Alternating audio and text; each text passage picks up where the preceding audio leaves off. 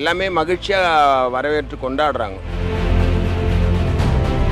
ஒரு 7.5% இடஒதுக்கீடு சார். 11 மருத்துவக் கல்லூரி கொண்டு வந்திருக்கார். நிறைய படிக்காத முதலமைச்சர் காமராஜர் மாதிரி. அரசு பள்ளிக்கூடத்தில் படித்து அரசு கல்லூரியில் படித்த பசங்க இன்னைக்கு 3316 பேர் MPPS படிக்கிறாங்க. இனிமேலும் தொடர்ந்து அவர் தான் வழி நடத்துவார். நம்மள மாதிரி தான் அவரும் எல்லாமே இது பண்ணுறாரு. விவசாயத்துலேருந்து நல்லா வந்திருக்காரு. அவர் நல்லா பண்ணார் எல்லாருக்குமே. ஆனால் அவர் தான் வருவார் இந்த வாட்டி. எடப்பாடி 4 ஆண்டுகள் நல்ல ஆட்சி கொடுத்தாரு.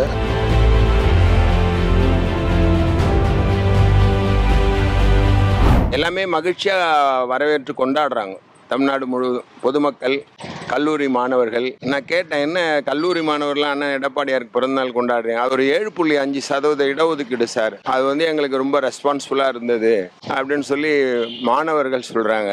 அதுக்கப்புறம் அவர் அந்த 4.5 வருஷத்தில் ஆட்சி செய்யும்போது 11 மருத்துவக் கல்லூரி கொண்டு வந்திருக்கார். நிறைய படிக்காத முதலமைச்சர் காமராஜர் மாதிரி, எம்ஜிஆர் மாதிரி. அவர் அவருடைய சிந்தனையில் அது மாதிரி உதிக்குது. எது வந்தால் தமிழ்நாட்டுக்கு நல்லா இருக்கும் அப்படின்னு 11 மருத்துவக் கல்லூரி கொண்டு வந்து அதில் 7.5% இடஒதுக்கீடு கொண்டு வந்து அரசு பள்ளிக்கூடத்தில் காக்கி சட்டை வெள்ளை சட்டை போட்டு படிக்கிற அரசு பள்ளிக்கூடத்தில் படித்து அரசு கல்லூரியில் படித்த பசங்க இன்னைக்கு 3316 பேர் MPPS படிக்கிறாங்க. அது ஒரு சிறப்பான திட்டம். எம்ஜிஆருக்கு எப்படி சத்துணவு திட்டம் பேர் வாங்கி கொடுத்தது, அம்மாவுக்கு மக்கள் நல சார்ந்த திட்டங்கள், அது மாதிரி எடப்பாடியாருக்கு 7.5% இடஒதுக்கீடு உலக அளவில் பேசக்கூடிய திட்டம். அதுக்கப்புறம் இந்த குடிமராத்து பணின்னா நீங்க படிச்சிருக்கீங்க, கிராமத்தில் போனீங்கன்னா தான் உங்களுக்கு தெரியும். இந்த ஏரி குளங்கள்லாம் பார்த்தீங்கன்னா நிறைய முள் செடியெல்லாம் முளைச்சிருக்கும். தண்ணி அதுக்குள்ளார போய் தேங்கி நிற்காது.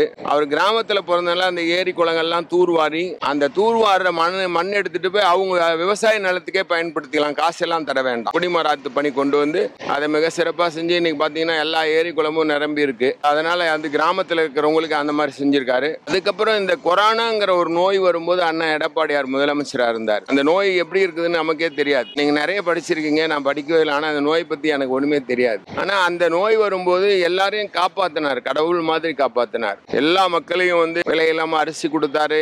அதுக்கப்புறம் நிறைய மாதம் தேவையான பொருட்கள், எண்ணெய் எல்லாம் கொடுத்து பாதுகாப்பாக அவங்களுக்கு மருத்துவ சிகிச்சை, அந்த மினி கிளினிக்லாம் கொண்டு வந்து அவங்கவுங்க வீட்டு ஆண்டியை ட்ரீட்மெண்ட் பண்ணி அந்த நேரத்தில் காப்பாற்றி, அது ஒரு மிக சிறப்பான அந்த பணி. அதுக்கப்புறம் கொரோனா வரும்போது பொங்கல் வந்துருச்சு. என்னடா பண்ணுவாங்க மக்கள்னு சொல்லி எல்லாருக்கும் பாகுபாடு இல்லாமல் யார் என்ன கட்சி அப்படின்லாம் பார்க்காம 2500 ரூபாய் கொடுத்தாரு. 4.5 வருஷம் ஆட்சியில் இருக்கும்போதும் சரி, இப்போ பார்த்தீங்கன்னா 4.5 வருஷம் ஆச்சு. யார்த்தாலும் அம்மா மறைஞ்சு 8-9 வருஷம் ஆகுது. இந்த 9 வருஷத்தில் இன்னைக்கு அதிமுகவை கம்பீரமாக அடுத்த ஆண்டு இதே மாசத்துல நீங்க பார்த்தீங்கன்னா பேட்டி எடுப்பீங்க, அண்ணன் முதலமைச்சராக இருப்பார். அந்த கம்பீரமாக கட்சியை கொண்டு வந்து இன்னைக்கு பொதுச் செயலாளராக 13 வழக்கு போட்டாங்க. அந்த 13 வழக்கில் அண்ணன் ஜெயிச்சிட்டாரு. இப்போ ஒன்றும் இல்லைமா. அதனால ரொம்ப ஆரோக்கியமாக 9 வருஷமாக கட்சி வழிநடத்திருக்கிறாரு. இனிமேலும் தொடர்ந்து அவர் தான் வழி நடத்துவார்.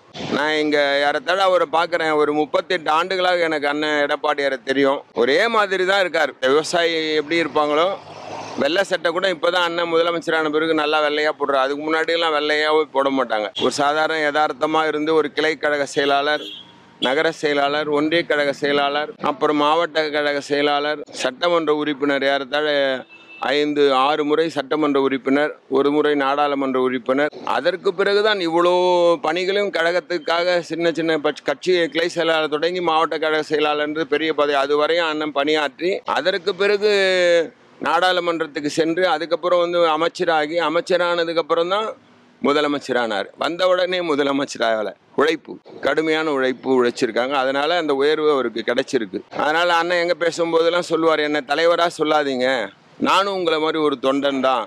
அதனால என்னை நீங்க தனிமைப்படுத்தி தலைவர்னு சொல்லாதீங்க அப்படின்னு சொல்லி அண்ணன் இதை யார் சொல்லுவாங்க. அதிமுக எம்ஜிஆர் அம்மாவும் கட்டுக்கோப்பாக வச்சுருந்தாங்க. அதே மாதிரி எடப்பாடியார் கட்டுக்கோப்பாக வச்சுருக்கிறார். அதனால் பொதுமக்களே முன் எடப்பாடி மீண்டும் தமிழ்நாட்டினுடைய முதலமைச்சராக வரணும்னு சொல்லி இன்னைக்கு பொதுமக்களும் அனைத்து இந்திய அண்ணா திராவிட முன்னேற்ற கழக தொண்டர்களும் இறைவனிடம் பிரார்த்தனை செய்திருக்கிறோம். மீண்டும் எம்ஜிஆர் அம்மா ஆட்சி எடப்பாடியார் தலைமையில் வரணும்.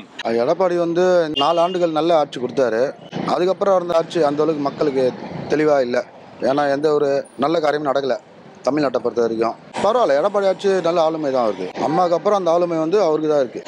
ஒரு சாமானியனா ஒரு விவசாயியா இருந்து எம்எல்ஏ எம்பி அப்படின்னு படிப்படியா முதல்வராய் இப்ப எதிர்கட்சியோட தலைவரா இருக்காரு. இதை பத்தி என்ன நினைக்கிறீங்க? இது வந்து ஏடிஎம்கே ஆட்சியில் மட்டும் தான் நடக்கும், டிஎம்கேல நடக்காது. ஒரு ஆட்சி அமைக்குமா? கண்டிப்பா.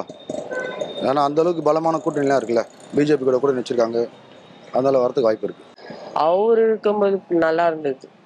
நல்லா ரேஷன்ல காசு கொடுத்தாரு, எல்லாமே பண்ணாரு, கொஞ்சம் திருப்தியா இருந்தது. இப்ப வரப்போற சட்டமன்ற தேர்தல் 2026 வருதுல, அதுல அவருக்கு தான் போடுவேன். அதிமுக வருமா? வரும், கண்டிப்பா வரும், அதான் வரும். அம்மாக்கு அப்புறம் இவர் தான் வந்து கட்சியை வந்து காப்பாத்திட்டு வராரு. கண்டிப்பா அவர் தான் வருவாரு. இபிஎஸ் வந்து ஃபர்ஸ்ட் ஒரு விவசாயியா இருந்துட்டு அதுக்கப்புறமா படிப்படியா தான் எம்எல்ஏ எம்பி சிஎம் ஆனாரு. நம்மள மாதிரிதான் அவரும் எல்லாமே இது பண்றாரு. விவசாயத்துல இருந்து நல்லா வந்திருக்காரு. அவர் நல்லா பண்ணாரு எல்லாருக்குமே. ஆனா அவர் தான் வருவார் இந்த வாட்டி கண்டிப்பா. ஆறுல கண்டிப்பா இவர் தான் நிப்பாரு, அதுல ஆட்சேபனே இல்ல. மக்கள்லாம் அவருக்கு தான் போடுவாங்க ஓட்டு. நீங்க பாருங்க, பிரச்சனை இருந்தாலும் இல்லைனாலும் அவர் தான் வருவாரு. அது எனக்கு திருப்தி. உலகமே மனுஷனுக்கு மதிப்பு இல்லாத போயிடுச்சு. மீன் வெட்டுற மாதிரி வெட்டுறானுங்க மூளை மூளைக்கு. மனுஷன் உயிருக்கே மதிப்பு இல்லாத போயிடுச்சு.